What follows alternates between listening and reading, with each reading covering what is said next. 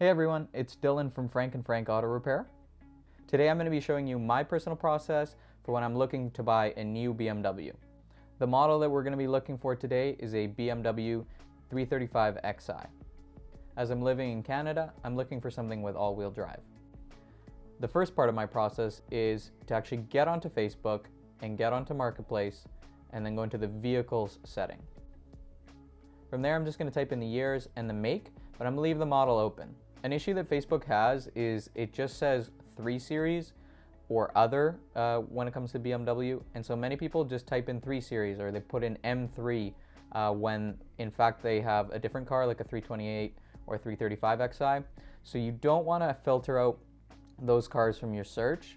You just want to look at all of the BMWs within your year range. So I'll go ahead and type that in.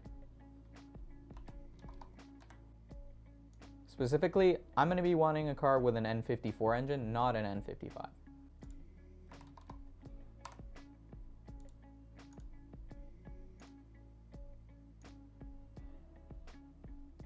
From there, I can start my search.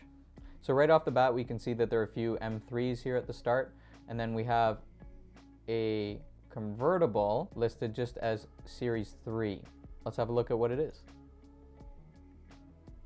It's a 328i. So as I said, because they've just listed 3 Series, sometimes they don't even put in their description what model it is, and you have to look through the photos and look at what kind of car it is from the back where the badge is, or looking at the engine if they have any engine pics. So you don't want to filter out too early. Here's a 335i, 135i. That's kind of a fun car. Here, this is probably a 335xi. It's a 335, I was right. Clean title. All of these mods, they've got exhaust setup, maintenance, car drives well. Doesn't specify whether it's the all-wheel drive, and there we see on the back, it's not. So we keep looking. If you have a set budget already in mind, we can say, okay, I don't want to spend over 10,000 on my 335. Then we let it load again, back up to the top. Okay, here we have another 3 Series. Based on the price and the kilometers, it's probably not. Nope, 323, 335, another Series 3. This one has some potential. Again, probably not a 335. Needs work, blah, blah, blah. Not specifying. Look in the back. 328. Not surprising. 335s are not just going to be that cheap, even if they need work like that. 328i. 330i. Oh, this is looking all right. Might be a 328 though. What do we have here? 335i, again, nothing with all-wheel drive. Keep looking. This one's marked as X3. It's a 1 Series.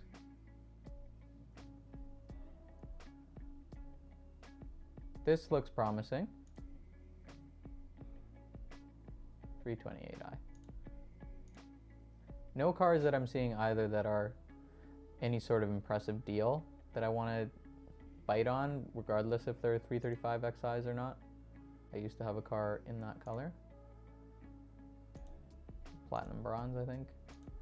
Oh, this one might be silver. Looks good. But we see the engine. I think it's an N52. So let her go. So far we haven't been lucky. What about this white one? 328i. 328xi. Nothing so far. At this point we can probably just search for 335xi. I haven't had any luck. The way that Facebook works, especially when you're seeing a high volume of cars, is it'll start showing you the more recent uploads. I've already seen a lot of the older cars and they get pushed down to the bottom. And so when I just search like I did, if there's anything new, it'll come out. I know that this car has been for sale for a while. That's that platinum bronze I was talking about. They've got a video of it driving. 8,000 OBO, open to trades. They want something manual. And then I see something like this. Right away. Most likely blown fuse. You know that's no good. Never ever in a million years would something with a blown fuse just not be fixed. You can eliminate that immediately. Second thing, we see a stage 0 tune. Something you want to keep an eye out for with the N54 specifically, and a tune. When the turbos are failing, they might show up with a boost code. And so what people will do is they'll put a tune on that will tune down the turbos.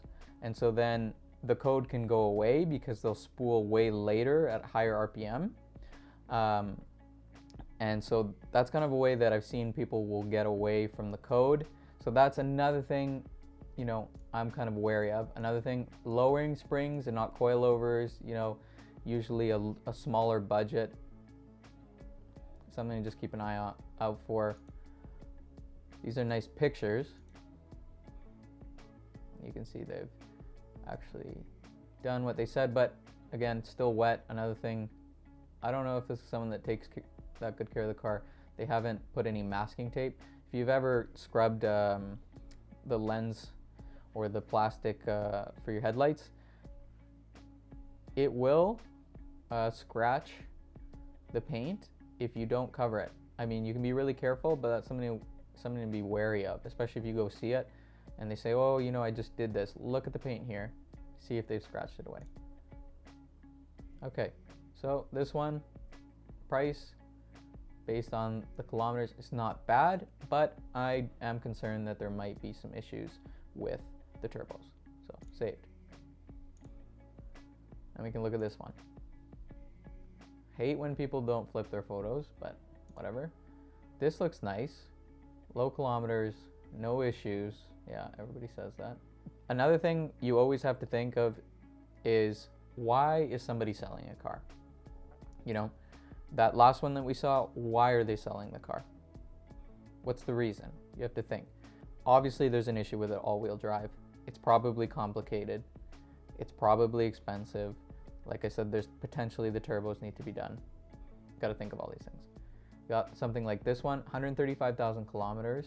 You know, your turbos probably aren't going to fail for another 20,000 kilometers, maybe longer.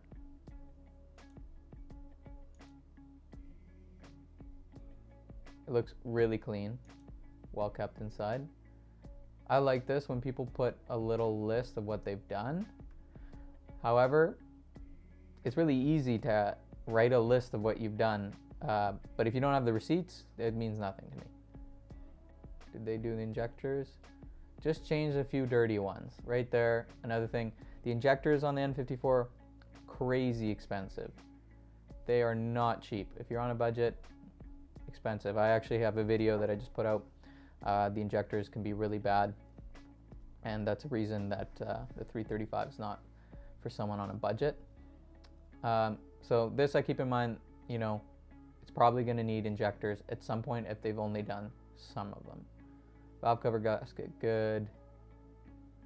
Serpentine belt. You look at something like this, serpentine belt, oil leak, right? You're getting oil. Same with the plugs, maybe oil, but maybe they're just taking care of the car. It's got new rear brake pads. So if I go to see this car, they say, oh, it's got new rear brakes. You have to look at the rotors as well. You know, it's got all these LED lights. That nothing is cheap. Newer. There's no dates on any of this. I'm not paying $12,500 for it. And previous ICBC claim, everything replaced 100% front axle. So now all of a sudden, it doesn't say whether it's a clean title. You have to check if it's a clean title. Another MHD tune. This isn't worth $12,500. I'm immediately, you know, not considering this at $12,500. The roof rack, you know, that's nice. It is really clean inside, but it's been an accident. I'm not paying $12,500. You know, I have to see the Carfax first. I have to drive the car, get it up to high speed, see, does it, you know, is there vibration? But immediately I'm thinking that this is somebody who's done all of these things that look cool. You know, it sounds good, got a performance exhaust, but I'm wary. I'm not paying $12,500 for that. You know, this car, maximum, I'm paying $10,000. And everything has to be okay. I'll give it a drive.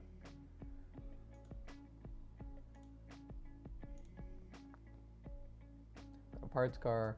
This one is not an E90. 2010 Dynan tune. Okay. Another question. If you're gonna sell a car,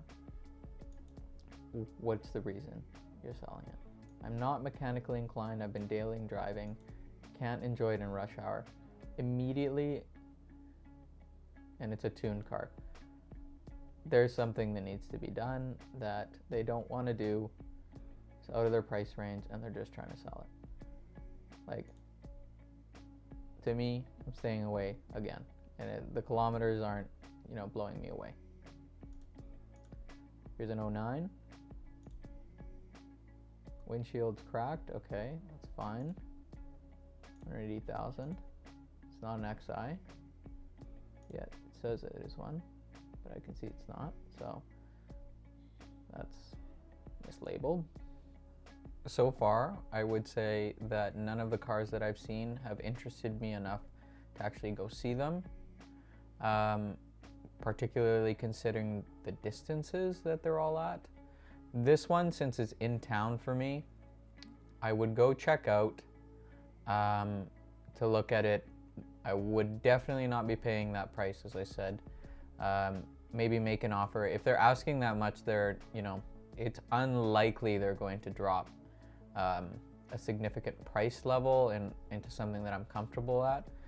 But the thing about searching on Facebook and looking for a new car, if you don't need the car right at that moment, you have some leverage, right? They need to sell the car. Their car has issues 99% of the time. That's why they're selling. You are in control. Do not ever go there with the intention to buy right away. That's a mistake that a lot of people make. Go the first time, just see the car, get some more info from them in person. You know, I also don't like wasting people's time, asking them, give me all this info, give me all this info. I sell cars quite a bit. I hate when people waste my time, ask me for all this info, and then say nothing. They just ghost you, basically. I like this car. Keep to your principles. You know, look at the cars, then make a decision. There's no pressure. Always when they're in town, you know, it's only an hour of your time to go see. But when they're out of town, then it gets a little harder. Sometimes you have to take a risk. But for the most part, a Carfax is gonna save you with some things. And having an expectation that unless they've explicitly said and they have a receipt for, I fixed this, then having the expectation that, hey, this is probably already bad and I'm gonna have to budget for this when you come up with your offer that you're gonna make. Otherwise, you're gonna take a loss. And then again, you have to consider, why are you buying the car, right? If this is a car that is gonna be fun for you and you don't care about the budget, then fine. Find the car that you like that has all the options that you want. You know, if the car has the features that you want, has the iDrive, whatever features, the sport seats, all these things that you need in your car, and you don't really care about the budget, you just want that body and you'll fix it, then, you know, whatever. If your intention is, I want this car for a while, but I don't want to lose money on it, then operate how I do, which is, you know, I buy a car, I try to get it for the least amount that I can, then I will fix it all, use it for a while, then when I want something new, I give it up. I try to be that person who actually doesn't rip people off, and then I get a good price because I've, you know, here's all my receipts, here's everything that's done, you can see it's all been done. Recently, this is what hasn't been done. I'm very clear with people, but in general, people aren't like that. So you always have to be cautious. So hopefully this was helpful. Let me know if this is a type of video that you guys want to see more of. I'd love to show you my process for maybe different models, or perhaps just browse together. Thanks so much for watching, everyone.